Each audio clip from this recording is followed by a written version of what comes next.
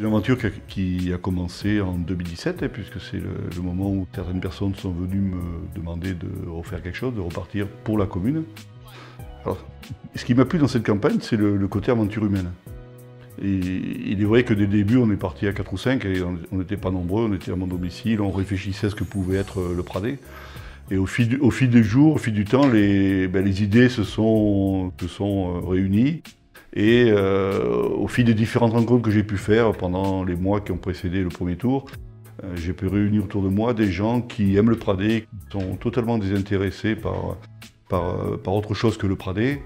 Et nous avons réussi à mettre une belle équipe en place, une équipe de Pradétans.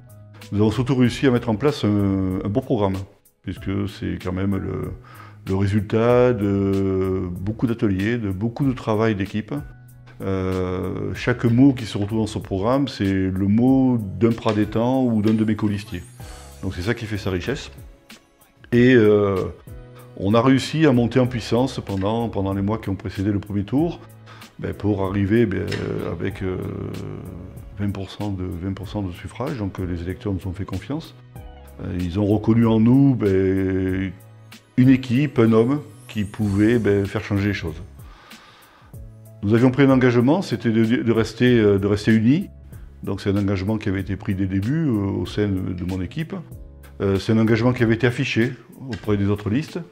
Et nous avions tous convenu que l'équipe qui arrivait en tête des 3 listes était celle qui devait se maintenir et les autres devaient se désister. Donc c'est quelque chose qui, au soir du premier tour, est entendu.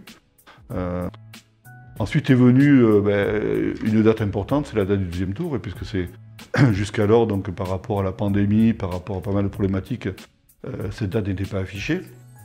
Donc la date du deuxième tour aujourd'hui est connue, c'est le 28 juin. Donc ça a permis déjà de remobiliser un petit peu plus l'équipe, puisqu'il y avait un objectif qui était identifié. Ça a permis aux 2 listes qui avaient promis, qui s'étaient engagés de se désister pour nous, sur la liste de Frédéric Fior, la liste de Laurent Bayou, ça leur a permis de confirmer leur engagement, ça leur a permis de redonner de l'éclat à la politique locale, en montrant que la parole d'un politique ou de quelqu'un qui s'engage en politique n'est pas vaine, et qu'on sait tenir nos promesses. Et donc je l'ai tenu auprès de mes colistiers, ils l'ont tenu par rapport à moi, et je crois qu'aujourd'hui, je représente le changement, je représente la volonté de changement de ces listes, et je pense représenter la volonté de changement de l'ensemble des électeurs qui sont déplacés au premier tour et qui ont voté pour ces listes-là. Donc pour moi, c'est quelque chose qui est une charge importante, une charge émotionnelle, une charge lourde, mais c'est une charge que je pense pouvoir assumer, puisque j'ai quand même été élu pendant plus de 25 ans, j'ai été maire en fin de mandat 2012-2014.